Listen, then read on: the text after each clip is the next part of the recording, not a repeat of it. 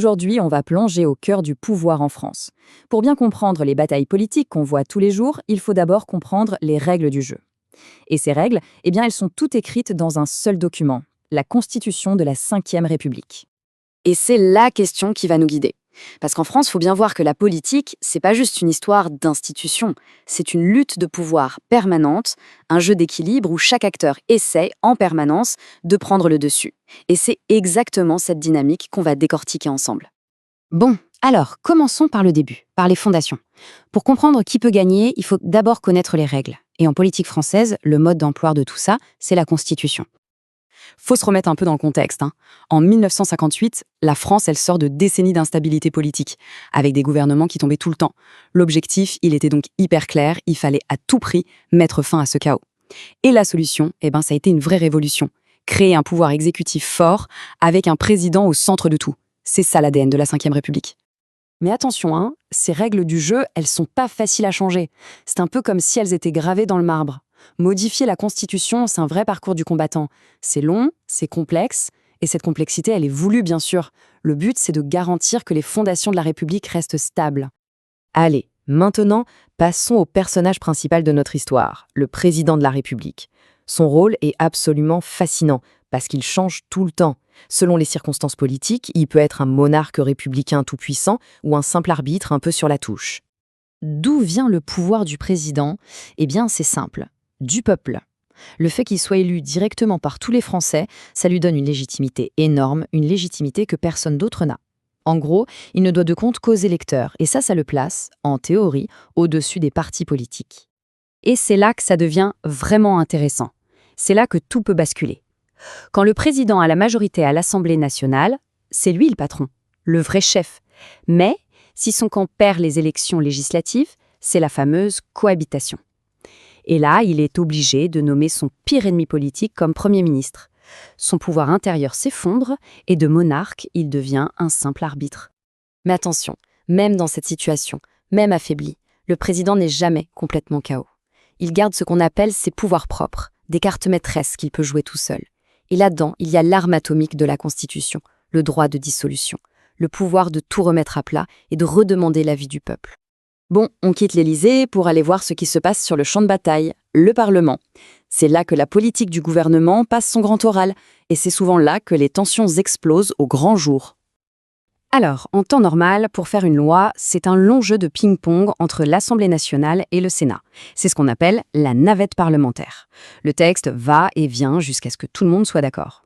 Mais ce qu'il faut bien comprendre, c'est que si le ping-pong dure trop longtemps, le système est fait pour que le gouvernement, s'il a le soutien des députés, ait toujours le dernier mot. Ok, mais que se passe-t-il quand le dialogue est totalement bloqué, quand le Parlement est paralysé ?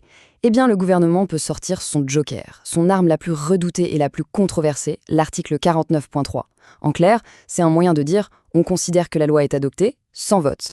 Sauf que, attention, utiliser le 49.3, c'est un énorme coup de poker, parce que le Premier ministre, il met en jeu la survie de son gouvernement. L'opposition, elle, a 24 heures pour répliquer, en déposant une motion de censure. Et si cette motion passe, non seulement la loi est jetée à la poubelle, mais le gouvernement tombe. C'est vraiment tout ou rien. Mais une question se pose. Qui vérifie que toutes ces lois, qu'elles soient votées tranquillement ou passées en force, respectent bien les grandes règles du jeu, les droits fondamentaux ? C'est le job de l'arbitre suprême, le Conseil constitutionnel. Alors, pour juger, sur quoi le Conseil s'appuie-t-il ? Pas seulement sur le texte de la Constitution de 1958. Non, il utilise ce qu'on appelle le bloc de constitutionnalité. Et ça inclut des textes aussi fondamentaux que la Déclaration des droits de l'homme de 1789 ou des principes plus récents sur les droits sociaux ou l'environnement. C'est en quelque sorte la conscience juridique de notre République. Et il faut bien comprendre une chose. Quand le Conseil a rendu sa décision, la discussion est close, terminée. Ces décisions s'imposent absolument à tout le monde, même au président, même au Parlement. C'est vraiment le dernier mot. Il n'y a aucun appel possible. Alors, comment on demande son avis au Conseil ? Il y a deux grandes manières de le faire. La manière classique, c'est les politiques qui le saisissent juste après le vote d'une loi. Mais depuis 2010, il y a eu une petite révolution, la fameuse QPC, la question prioritaire de constitutionnalité. Ça veut dire que n'importe qui, au milieu d'un procès, peut dire « Attendez, cette loi qu'on m'applique, je pense qu'elle viole mes droits fondamentaux. » Et ça donne un pouvoir incroyable aux citoyens pour faire réexaminer des lois, même des lois très très anciennes. Ok, alors si on prend un peu de hauteur sur tout ça, on se rend compte que tous ces pouvoirs qui s'affrontent, tous ces conflits possibles, eh bien ça ne crée pas forcément le chaos. Au contraire, tout ça forme un système qui se tient, un système cohérent, mais qui est en permanence sous tension.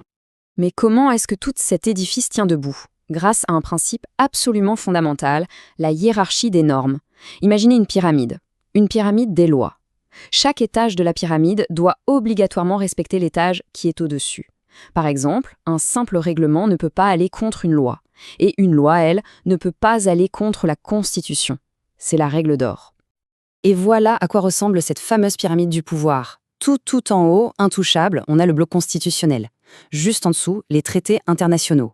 Encore en dessous, les lois votées par le Parlement. Et tout en bas, les règlements du gouvernement. Chaque étage doit être compatible avec l'étage supérieur, et c'est le Conseil constitutionnel qui est là pour garder le sommet de la pyramide. Donc au final, ce système, il est hyper complexe.